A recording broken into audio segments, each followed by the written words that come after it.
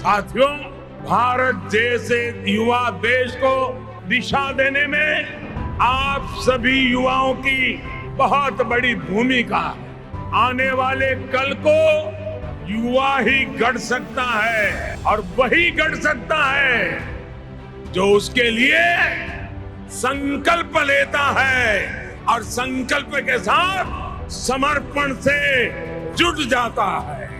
आज startup India से लेकर स्टैंड अप इंडिया तक, मेक इन इंडिया से लेकर आत्मनिर्भर भारत और वोकल फॉर लोकल तक, नए भारत के हर अभियान की जिम्मेदारी भारत के युवाओं ने खुद आगे बढ़कर उठाई है। हमारे युवाओं ने भारत के सामर्थ्य को साबित करके दिखाया है। हमारी सरकार हर कदम पर ये सुनिश्चित कर रही है कि देश के युवाओं के लिए रोजगार, स्वरोजगार के अवसर बढ़ें। Skill India, startup India, digital India जैसे अनेक अभियान इस दिशा में युवाओं के लिए नए अवसर बना रहे हैं। इन अभियानों के माध्यम से हम भारत के युवाओं को अपनी प्रतिभा दिखाने के लिए खुला मंच दे रहे हैं। इसी का नतीजा है कि इस दशक में हमारे युवाओं ने टेक्नोलॉजी, डेटा और इनोवेशन के क्षेत्र में भारत को दुनिया में बहुत आगे पहुंचा दिया है। आज यूपीआई, ओएनडीसी और GeM government e market place जैसे डिजिटल प्लेटफॉर्म, इनकी सफलता ये दिखाती है कि हमारे युवा किस तरह डिजिटल अर्थव्यवस्था में बदलाव का नेतृत्व कर रहे हैं। आज भारत में सबसे ज्यादा रियल टाइम डिजिटल ट्रांजैक्शन हो रहे हैं और इसका बड़ा श्रेय हमारे युवाओं को जाता है। साथियों, इस बजट में सरकार ने मैन्युफैक्चरिंग मिशन की घोषणा की है। इसका उद्देश्य है मेक इन इंडिया को बढ़ावा देना और भारत के युवाओं को ग्लोबल स्टैंडर्ड वाले प्रोडक्ट बनाने का मौका देना। इससे न केवल देश की लाखों एमएसएमईज को, हमारे लघु उद्यमियों को बढ़ावा मिलेगा, बल्कि पूरे देश में रोजगार के नए अवसर भी खुलेंगे।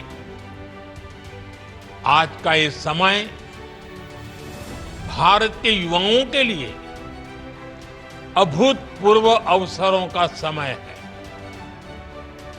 हाल ही में आईएमएफ ने कहा है कि भारत दुनिया की सबसे तेजी से बढ़ती अर्थव्यवस्था बना रहेगा। इस विश्वास के,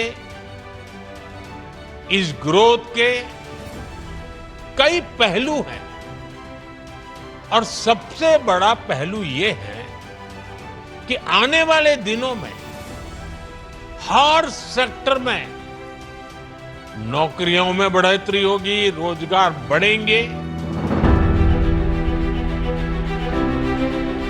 भारत का युवा हमारी बहुत बड़ी प्राथमिकता है। नेशनल एजुकेशन पॉलिसी ने बच्चों को किताबों से आगे, कहीं और आगे बढ़कर सोचने का अवसर दिया है। मिडिल स्कूल से ही बच्चे कोडिंग सीखकर एआई और डेटा साइंस के फील्ड के लिए तैयार हो रहे हैं। अटल टिंकरिंग लैब्स बच्चों को इमर्जिंग टेक्नोलॉजीज का हैंड्स ऑन एक्सपीरियंस दे रही है। इसलिए इस साल के बजट में हमने 50,000 नई अटल टिंकरिंग लैब्स बनाने का ऐलान किया है। साथियों, न्यूज की दुनिया में आप लोग अलग अलग एजेंसियों का सब्सक्रिप्शन लेते हैं। इससे आप लोगों को बेहतर न्यूज कवरेज में मदद मिलती है। ऐसे ही रिसर्च की फील्ड में स्टूडेंट्स को ज्यादा से ज्यादा इंफॉर्मेशन सोर्स की जरूरत होती है। इसके लिए पहले उन्हें महंगे दामों पर अलग अलग जर्नल्स सब्सक्रिप्शन लेने होते थे, खुद को पैसे खर्च करने पड़ते थे। हमारी सरकार ने सभी रिसर्चर्स को इस चिंता से भी मुक्त कर दिया है। हम वन नेशन वन सब्सक्रिप्शन लाए हैं। इससे देश के हर रिसर्चर को दुनिया के जाने माने जर्नल्स की फ्री एक्सेस मिलनी तय है। इस पर सरकार 6,000 करोड़ रुपए से ज्यादा खर्च करने जा रही है। हमें इंश्योर कर रहे हैं कि हर स्टूडेंट्स को अच्छी से अच्छी रिसर्च फैसिलिटीज मिले, चाहे स्पेस एक्सप्लोरेशन हो, बायोटेक रिसर्च हो या एआई हो। हमारे बच्चे फ्यूचर लीडर्स बनकर उभर रहे हैं। अमृत काल है और मैं पूरी तरह से आत्मविश्वास से भरा हूं। भारत की युवा शक्ति विकसित भारत का सपना जरूर साकार करेगी। सिर्फ 10 साल में आप युवाओं ने भारत को स्टार्टअप की दुनिया में टॉप 3 देशों में ला करके खड़ा कर दिया। 20 से 10 साल में आप युवाओं ने भारत को मैन्युफैक्चरिंग में इतना आगे पहुंचा दिया। सिर्फ 10 साल में आप युवाओं ने डिजिटल इंडिया का परचम पूरी दुनिया में लहरा दिया। सिर्फ 10 साल में आप युवाओं ने भारत को स्पोर्ट्स की दुनिया में कहां से कहां पहुंचा दिया। मेरे भारत का युवा जब हर असंभव को संभव कर रहा है तो विकसित भारत भी जरूर संभव कर दिखाएगा। साथियों, हमारी सरकार भी आज के युवाओं का सामर्थ्य बढ़ाने के लिए पूरी शक्ति से जुटी है। आज भारत में हर सप्ताह एक नई यूनिवर्सिटी बन रही है।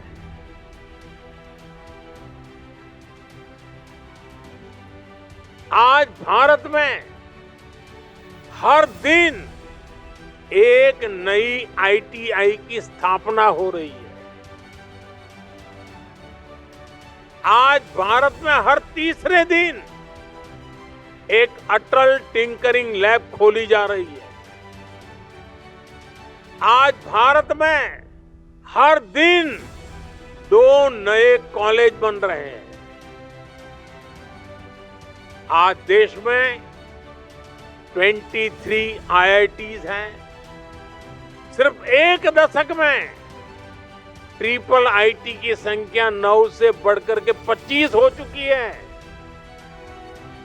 आईएम्स की संख्या 13 से बढ़कर 21 हो चुकी है। 10 साल में एम्स की संख्या में 3 गुना वृद्धि हुई है। 10 साल में मेडिकल कॉलेजों की संख्या भी करीब करीब 2 गुनी हो गई है। आज हमारे स्कूल हो, कॉलेज हो, यूनिवर्सिटीज हो, क्वांटिटी हो या फिर क्वालिटी, हर स्तर पर शानदार परिणाम दिख रहा है। साल 2014 तक भारत के केवल 9 higher education institution QS ranking में आते थे। आज ये संख्या 46 है। भारत की शिक्षा संस्थानों का बढ़ता हुआ ये सामर्थ्य विकसित भारत का बहुत बड़ा आधार है। साथियों, कोई भी व्यक्ति हो या देश, उसका सामर्थ्य तब बढ़ता है जब वो अनावश्यक बाधाओं से पार पा लेता है। मुझे संतोष है कि भारत में युवाओं के सामने अनेक बाधाओं को जो भी जम रही, हमने पिछले 10 साल में उन सारी बाधाओं को हटाने का काम किया है। इससे भारत के युवा का सामर्थ्य बढ़ा है, देश का सामर्थ्य बढ़ा है। पहले युवाओं को स्कॉलरशिप के लिए अप्लाई करने, स्कॉलरशिप पाने में भी बड़ी मुश्किलें आती थी। स्कॉलरशिप के पैसे में बहुत खेल होता था, बच्चों के खातों में पैसे नहीं जाते थे। अब सिंगल विंडो सिस्टम ने पुरानी सारी मुश्किलें खत्म कर दी हैं। पहले एक और बड़ी दिक्कत होती थी सब्जेक्ट के सिलेक्शन को लेकर। बोर्ड के बाद पढ़ाई करते हुए कोई एक सब्जेक्ट ले लिया तो फिर उसे बदलना मुश्किल होता था। अब नई राष्ट्रीय शिक्षा नीति आपको अपनी मर्जी से सब्जेक्ट बदलने की फ्लेक्सिबिलिटी देती है। आज भारत में प्राइवेट और पब्लिक सेक्टर दोनों में ही नौकरियों के निरंतर नए मौके बन रहे हैं। बहुत बड़ी संख्या में हमारे नौजवान स्वरोजगार के लिए भी आगे आ रहे हैं। बिना गारंटी बैंक से मदद दिलाने वाली मुद्रा योजना ने करोड़ों युवाओं की मदद की है। Startup India, stand up India जैसे अभियानों से युवाओं का सामर्थ्य और ज्यादा बढ़ा है। सरकार से मदद पाने वाले ये नौजवान अब खुद अनेक युवाओं को नौकरी दे रहे हैं। बीते वर्षों में जिस तरह बड़े पैमाने पर युवाओं को सरकारी नौकरी दी गई है, यह अभियान भी अपने आप में अभूतपूर्व है। देश में सरकारी नौकरी देने वाले प्रमुख संस्थानों जैसे एसएससी, यूपीएससी और आरआरबी पहले के मुकाबले इन व्यवस्थाओं के माध्यम से ज्यादा युवाओं को नौकरी दी है। और अभी जो वीडियो दिखाया गया उसमें उसका जिक्र भी है। इन संस्थाओं का जोर परीक्षा प्रक्रिया को पारदर्शी, व्यवस्थित और सरल बनाने पर भी रहा है। पहले जिन भर्ती परीक्षाओं को पूरा होने में, उसका जो चक्र होता था, वो चक्र पूरा होने में साल, 1.5 साल का समय यूं ही लग जाता था। और अगर वो कोई कोर्ट कचहरी में चला गया तो 2-2, 5-5 साल बिगड़ जाते थे। ये सारी चीजों से बाहर निकलकर अब कुछ ही महीनों में सारा चक्र, सारी प्रक्रियाएं पारदर्शी पद्धति से पूर्ण कर दी जाती हैं। साथियों, आप 21वीं सदी में भारत के विकास को, दुनिया के विकास को निर्धारित करने वाले हैं। भारत के युवा सिर्फ भारत के लिए नहीं, बल्कि फोर्स फॉर ग्लोबल गुड है। आज दुनिया इस बात को मान रही है। हाल में एक रिपोर्ट समाचार पत्रों में छपी है। इसमें जो बताया गया है वो बहुत ही अहम है। भारत में बीते दशक में युवाओं ने 1.5 लाख स्टार्टअप और 100 से ज्यादा यूनिकॉर्न्स बनाए हैं। आज दुनिया की 200 से ज्यादा बड़ी कंपनियों को भारतीय मूल के लोग लीड कर रहे हैं। ये कंपनियां ग्लोबल जीडीपी में लाखों करोड़ रुपए का योगदान दे रही हैं, करोड़ों लोगों का जीवन बदलने में मदद कर रही है। भारतीय वैज्ञानिक, भारतीय रिसर्चर्स, भारत के टीचर्स भी दुनिया की प्रगति को गति दे रहे हैं। यानी कोई भी सेक्टर हो, भारत की युवा शक्ति, भारत के टैलेंट के बिना दुनिया के भविष्य की कल्पना भी मुश्किल है। और इसलिए तो मैं आप सभी को फोर्स फॉर ग्लोबल गुड कहता हूं। मेरे परिवारजनों, हमारे यहां कहा जाता है, अंतः अस्ति प्रारंभः, यानी जहां से अंत होता है वहीं से कुछ नए की शुरुआत भी होती है। अमृत महोत्सव के समापन के साथ ही आज मेरा युवा भारत संगठन माय भारत, इसका शुभारंभ हो रहा है। मेरा युवा भारत संगठन माय भारत, भारत की युवा शक्ति का उद्घोष है। ये देश के हर युवा को एक मंच, एक प्लेटफॉर्म पर लाने का बहुत बड़ा माध्यम बनेगा। ये देश के युवाओं की राष्ट्र निर्माण में अधिक से अधिक भागीदारी सुनिश्चित करेगा। युवाओं के लिए जो अलग अलग प्रोग्राम चलते हैं, वे सभी इसमें समाहित होंगे। आज माय भारत की वेबसाइट भी शुरू हो गई है।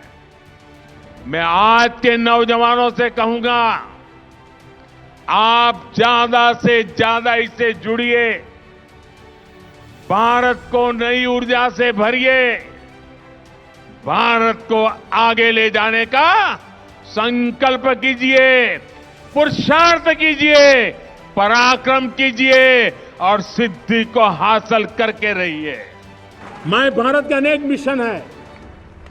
एक मिशन ये भी है कि हम जल्द से जल्द देश में राजनीतिक जीवन में जनप्रतिनिधि के रूप में 1 लाख ऐसे नौजवानों को आगे लाना चाहते हैं। शुरुआत में 1 लाख नौजवानों को आगे लाना चाहते हैं जिनके परिवार में किसी का भी कोई राजनीतिक बैकग्राउंड न हो, जिसके माता पिता भाई बहन चाचा मामा मामी कभी भी राजनीति में नहीं रहे, किसी भी पीढ़ी में नहीं रहे। मेक इन इंडिया अभियान और पीएलआई स्कीम ने मिलकर रोजगार सृजन की गति कई गुना तेज कर दी है। आज हर सेक्टर के उद्योगों को बढ़ावा मिल रहा है। इससे अलग अलग फील्ड के युवाओं के लिए नए मौके बन रहे हैं। आज देश में भारी निवेश हो रहा है और रिकॉर्ड अवसर बन रहे हैं। पिछले 8 वर्षों में 1.5 लाख से ज्यादा स्टार्टअप्स लॉन्च हुए हैं। आज भारत में दुनिया का तीसरा सबसे बड़ा स्टार्टअप इकोसिस्टम है। इन सारे सेक्टर्स में हमारे युवाओं को आगे बढ़ने का मौका मिल रहा है, उन्हें रोजगार मिल रहा है।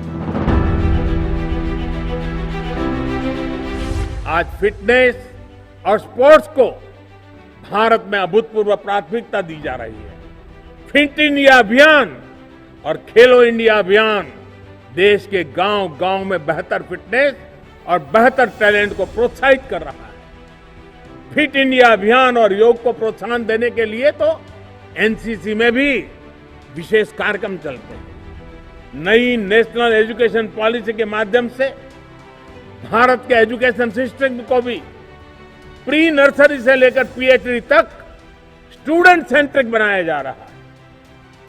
अपने बच्चों को, युवा साथियों को अनावश्यक दबाव से मुक्त करके उसकी अपनी इच्छा, अपनी रुचि के हिसाब से आगे बढ़ने के लिए माहौल बनाया जा रहा है। खेती से लेकर स्पेस सेक्टर तक हर स्तर पर युवा टैलेंट के लिए, युवा उद्यमियों के लिए अवसर दिए जा रहे हैं। आप इन अवसरों का जितना लाभ उठाएंगे उतना ही देश आगे बढ़ेगा। हमें वयम राष्ट्र जागरयाम इस वैदिक आह्वान को 21वीं सदी की युवा ऊर्जा का उद्घोष बनाना है। हमें इदम राष्ट्राय इदम न मम, यानी ये जीवन राष्ट्र को समर्पित है, इस भावना को आत्मसात करना है। हमें राष्ट्र हिताय राष्ट्र सुखाय च का संकल्प लेकर प्रत्येक देशवासी के लिए काम करना है। आत्मवत् सर्वभूतेषु और सर्वभूत हितेरता, यानी सबका साथ, सबका विकास, सबका विश्वास के मंत्र के साथ हमें आगे बढ़ना है। अगर हम इन मंत्रों को अपने जीवन में उतारेंगे तो आत्मनिर्भर भारत के संकल्प की सिद्धि में बहुत ज्यादा समय नहीं लगेगा। साथियों, समय हर देश के युवा को अपने देश का भाग्य बदलने का मौका देता है। एक ऐसा कालखंड जब देश के युवा अपने साहस से, अपने सामर्थ्य से देश का कायाकल्प कर सकते हैं। देश ने आजादी की लड़ाई के समय देखा है, भारत के युवाओं ने तब विदेशी सत्ता का घमंड तोड़ दिया था। जो लक्ष्य तब के युवाओं ने तय किया वो उसे प्राप्त करके ही रहे। अब आज के युवाओं के सामने भी विकसित भारत का लक्ष्य है। इस दशक में हमें अगले 25 वर्षों के तेज विकास की नींव रखनी है। इसलिए भारत के युवाओं को ज्यादा से ज्यादा इस समय का लाभ उठाना है। हर सेक्टर में खुद भी आगे बढ़ना है, देश को भी आगे बढ़ाना है।